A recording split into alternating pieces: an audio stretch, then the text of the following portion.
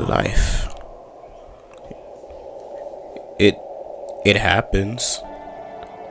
I mean, like, sometimes it's a good thing, sometimes it's a bad thing. But it's about the journey, not the destination. In inspiration of recent events, I was inspired. So I'd like to write a haiku. Elden Ring is fun. I've been having a great time. Fuck Audacity. You hear that? Or I guess a lack of that? Yeah, this is what we're dealing with this episode. I recorded an entire 3 hours of Elden Ring footage for episode 4. And, turns out at the very end of that episode, Audacity decided to corrupt the recording, and so now I'm going to have to do a different different style of video for you all today. Man, Elden Ring is just giving me the ringer. There haven't been a game series that I've done that's given me so many problems. Granted, there's only about like 3 or 4 of them on the channel, but still, it's making me dive into all types of different areas of video making, because now I have to do a post commentary video and take my shot at doing that to bring y'all a little bit of something so you're not completely out of the loop. And I have no idea how long this is going to be. I'm just going to describe everything to the best of my ability. So here we go.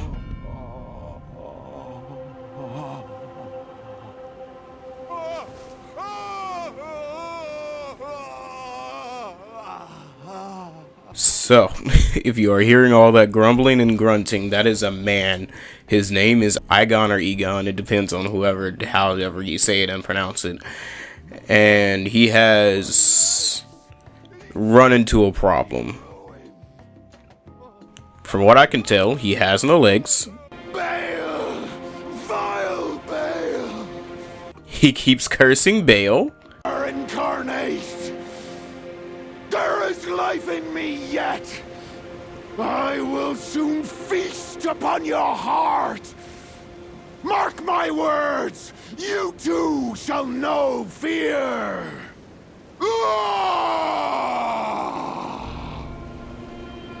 And his voice actor is goated. I don't know who he is. I'll probably put him in the description of the video after I do some research to credit him, because my god, this performance. So much passion. I think I even said it in the video about the voice actor, but curse you, Baal. I haven't made it far enough in the DLC to know what a Baal is, but I'm sure we're going to find out further along the lines. I tried to, maybe see if we can heal him, because there's some Kindred of Rot enemies that are populating the Land of Shadows, and they're actually good guys, and if you heal them, they'll give you things sometimes. And I was like, maybe I could heal him up too, and maybe it'll work. I was doing Elden Lord's heal and stuff like that, and giving him Warming Stones. I was just trying to help our guy out, because he seems like he's having a rough fucking day, and I can understand that. But nothing seemed to work, so we're just gonna have to come back to him later. So we continue down the path that Egon was pointing towards, and we fight a bunch of stone birds, nothing new. Then all of a sudden we come up on the stop where Torrent gets despawned, and normally that means there's an invader around. But I was like, I don't know what's going on anymore, but there he goes. He pops in. I forget his name, even though it's probably going to be on screen somewhere. Y'all will read it. Y'all can read. And eventually we start locking. We hit him with the 1v1. I just found the martial arts fist off screen, off camera, and everything like that. So I was just trying to see, like, what's the dealio with them? Are they good in 1v1s? Are they worth it? All these different types of things. And I mean, I personally like the martial arts fist. I think they're a cool addition to Elden Ring. I do love the martial arts fists. They're really strong, especially the skill, the Ash of War. Man, it breaks stances, it does hella damage. They're almost busted. Hopefully you can find a way to amplify the martial arts fist so they're just not plain and old damage, but we'll get there when we get there. So at the end of this path, we finally run into what leads into a dungeon. And, well, not a dungeon, I guess they're more or less caves in Elden Ring, but, you know, caves, catacombs, dungeons, graves. They're actually mostly specified which is which. I just don't care for it anymore. Anyhow, run into the Dragon Pit's cave and essentially run into a surprise. I was not expecting to run into a lot of the undead beastmen around here and skeletons in general, and I had like none of my holy weapons on me, and I pulled out the one that I have currently, even though I honestly have more of them. I just haven't upgraded them, but I'm gonna fix that mistake for next time, because it seems like holy is definitely needed in most parts of this DLC so far from what I've seen. They've made it more of a helping hand than it ever was in base game, because in base game, once you got to the Altus Plateau and you started to use holy, and from there just about it's kind of useless. You know, once you get to a certain section of the mountaintop of the giants, you know, the skeletons everywhere and all that stuff, that's neat then, but that's about the last place. Farum Azula, I guess, has a good amount of holy as well, but honestly, holy was just an element that struggled throughout the entirety of base game Elden Ring. So I'm hoping the DLC continues to change that, but, you know, only time will tell. Anyway, enough ranting about holy. So here I come up on another issue of mine that I have with Elden Ring, and that is trust issues of FromSoft themselves. There is a note at the beginning of this that says, be brave, you know, don't be a coward, don't be scared, don't be a coward, you know, just go for it. And from my point of view, I am like, go for what, FromSoft? Is there a puzzle in this room? Is there something that I need to do specifically? And I have the ideas, like maybe it's an invisible bridge because we run into that before. And, you know, as I just kind of soon found out after just walking around trying to see, discuss, and discover anything, no, it's definitely not an invisible bridge. They want you to actually jump. And that's not something I'm used to doing and living in Elden Ring, as honestly in this game, you drop from 2 flights of stairs and you're dead. So that was a little hard, especially coming from the guy that didn't do the tutorial for about 60 hours into the game because I had trust issues with FromSoft and didn't believe them when they said the hole was helpful. So, you know, I mean, I did it eventually, though, and it was, I mean, alright, so I kind of fibbed there, like a liar, because what I did end up doing was going back the other way first, because that felt like a point of no return, and what did I find? A magma worm, bars, but in all seriousness, though, I was not expecting to find one of these in a fucking cave of all things. This was very claustrophobic. This was very close. I think I ran out of healing on him, actually, whenever I initially fought him. Did get the, you know, one attempt kill, thankfully, because I was not trying to run back through this whole cave with all these undead freaking things. But this was definitely a surprise to say the least.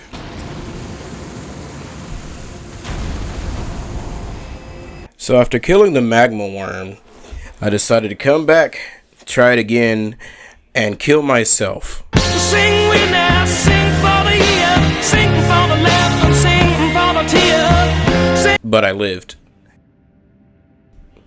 which is highly unfortunate because I was just about to die anyway.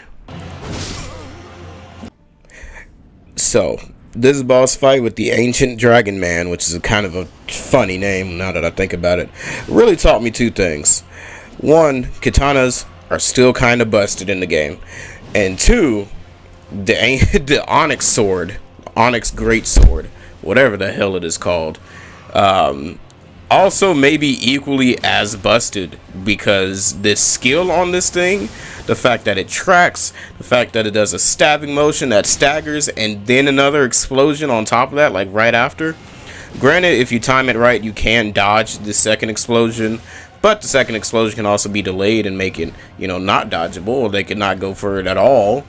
And it has, the skill is so much reach.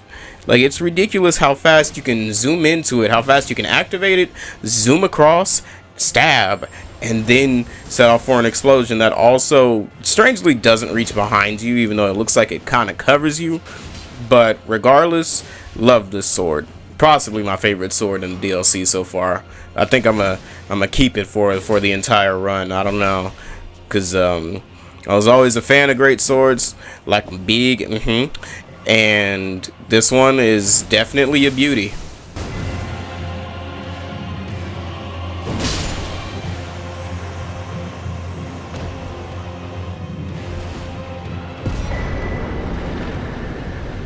Right, so after killing Kamen Rider Dragon Knight, we come across Disgrace at the end of the cave that leads out onto what I believe is to be the next area available, which looks, I think it's like Dragon's Peak, something like that. I only like slightly peeked at it because honestly I didn't, you know, want to go too far from what my main goal is, which is the Shade Castle.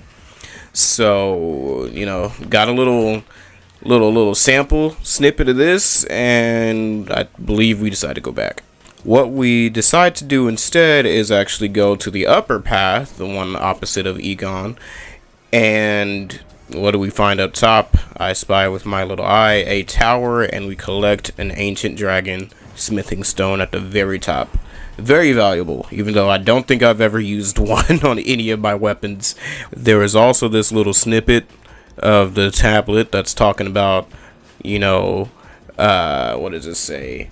The very center of the lands between, all manners of death wash up here, only to be suppressed, and all that type of stuff. And I was wondering what type of lore implications that it holds, because I find it weird that the lands between and the land of shadow, I thought they were just like two separate places in general, but maybe the lands between is something that's actually on top of even the land of shadows, and some type of Middle Earth thing going on. I honestly have no clue. Just spitballing here, but interesting nonetheless. So next on the agenda, I go ahead and decide to try to check out and see what this lake is doing in the middle of these trees, you know, just checking landmarks, seeing bears and stuff, and being afraid, you know, the usual.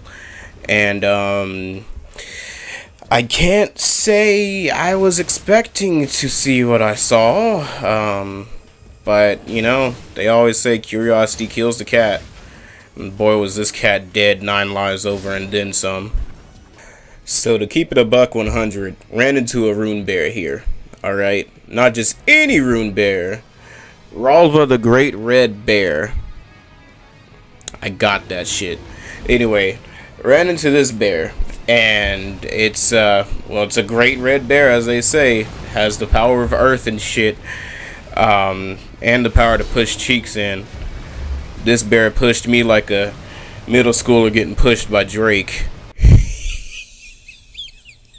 I also got to keep it honest with y'all. This one was tough for a lot of different reasons outside of it just being a bear. Some of its AoE attacks seem to like randomly change location, so when you think you're in a safe zone, you get hit anyway. It has a second phase of attacks that grants it wind as well. At the very end of the day, after dying again and again and getting lucky and then dying again and again, I just kind of said, you know what, we kind of got to go jump Jutsu Kaisen on this guy, because my nigga is not letting up, and I ain't got all day, you know what I'm saying? So I definitely had to pull out the summon here, because, you know what, Elden Ring is very much an unfair game. The rune bears are the most unfair enemy in the game, if you're not counting Revenant. And so I will gladly jump this man if it means that I get to not be stuck in purgatory. And you know what, just for funsies, just to add a little commentary to the normal discourse that is how to play Elden Ring, you do you. You know, the game gives you a ton of tips, tricks, it gives you reading knowledge, like notes, it gives you, like, you know, it advantages on if you think on like, oh, if enemy is A is right here and I do, you know, B over his head with this element and all this other type of stuff, then will this work? Will it do more damage? Yeah. No.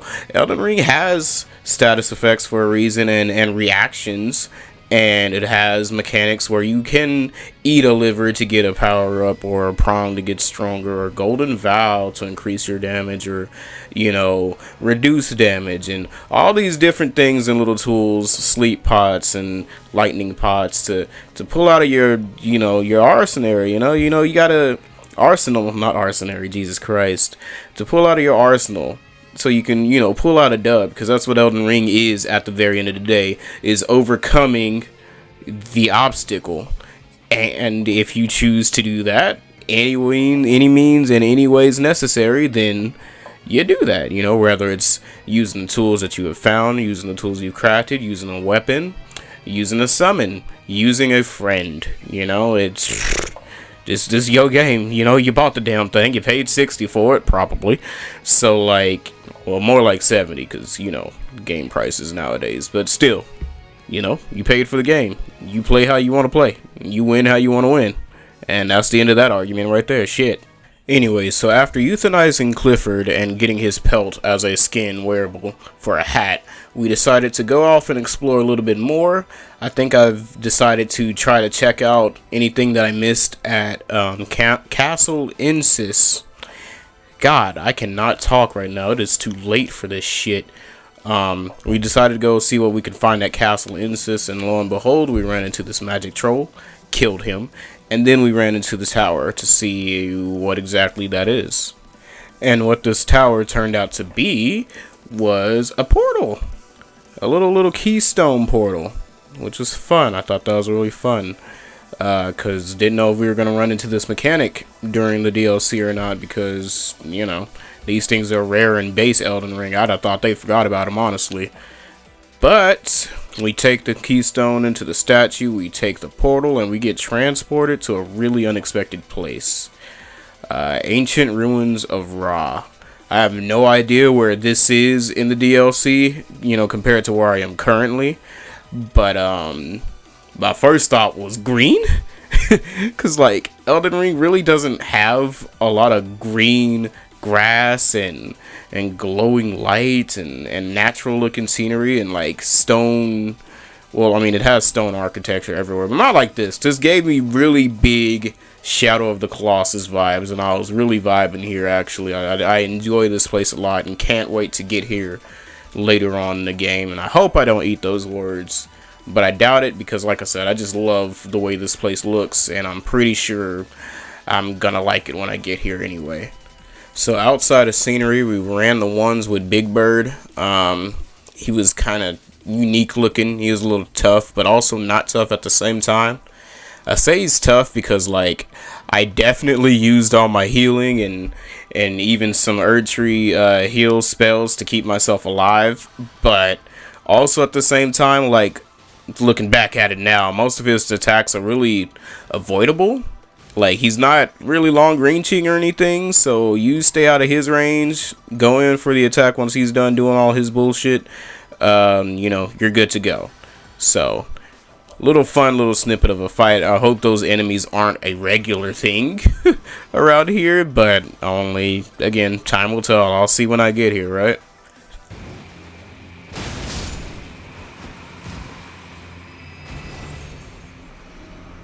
So after you scrap with Gold's McGee, you come over here to the very end of this little area, because you can't really go into the rest of the Castle Raw place, at least not to my knowledge. Maybe there's a speed run method utilized here.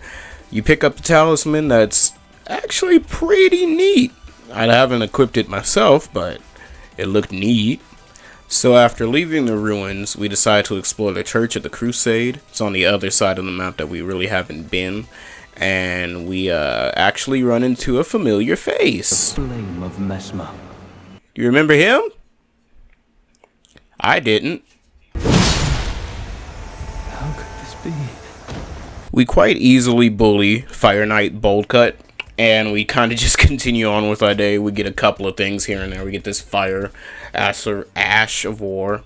and we also get a key, which we will probably be utilizing later. Alright, after letting my ADHD run rampant long enough, we decide to finally get back on track and get back to the Shade Castle. This time though, I decided that I wanted to try to go through and see what the front entrance is like, you know, because I seen this front gate and I was like, there's a whole path leading up to it. Surely we can get up there and just go in. Maybe. I say surely, but I really wasn't sure. It was just kind of a hunch. So I just tried it anyway, and lo and behold, yep, front gate's open. Hop on the elevator. Hopefully nobody followed me. And we just go up. Hate that fireball move. Hate them fire. All my homies hate the fucking Wickerman. Whatever the hell they're called. Furnace golems. Anyway, back at the Shadow Keep. So here is where I make my mistake. And this is where and why you should not let curiosity kill your cat. Because what do I find going through the front entrance of the Shadow Keep? Something worse than a rune bear.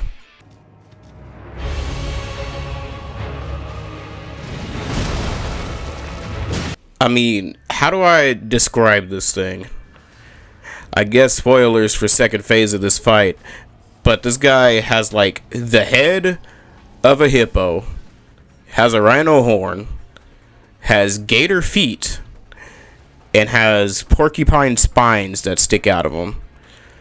So I called him a hippinodile pine. Hippinodile pine. Hippinodile pine. Hippinodile. Yeah, I just had a stroke, sorry.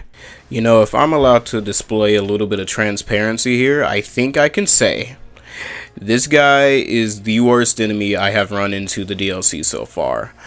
Because of two things, right? So, Elden Ring is very much a game that hinders your movement when you lock on, but you're used to locking on because that's, you know, how else are you gonna fight things to lock on? That's what you do. That's how you get the job done. Not recommended for this fight. Not recommended for big enemies in general, but especially this fight. You know why? Because you're gonna lock onto the center of him. But what's in the center of him? His big ass fucking head. And guess what he attacks with? His big ass fucking head. And so when you're trying to move and dodge, but he's looking at you with his big head that he hits you with, you're just gonna get hit. You're going to try to dodge out of the way, dodge inside, get hit, dodge outside, get hit, trying to move around his head, get hit, because his head is the hit point, it's the focal point, but it's also the point that is always active on a hitbox or on an attack. So you're just going to get hit no matter what. You try to hit him, he hits you first. You try to dodge him, he hits you. You try to run from him, he hits you. It's just... And then you try to lock on and try to rearrange and readjust yourself to get a hit in. He hits you. This fucking guy. I didn't spend long because I know bullshit when I see it. I called up the double and we raw dogged him. Straight mandingoed. Because there was no way. There was no way I was about to sit here fighting this thing for so long. I really didn't have the feeling this recording to just struggle. I wanted to play the game and I wanted to see things. So I just, you know, anytime things got a little rough, which honestly was just the bear and the fucking hippo nightmare. Yeah, I called in the summons. Whoo boy, so keeping it honest here, man, the Shadow Keep is huge. Like this, I'm pretty sure is the biggest legacy dungeon in the game, at least from what I've experienced and what I've played so far. Like it's actually just mind-boggling how big this fucking castle is. Like there's like 5 or 6 different segments.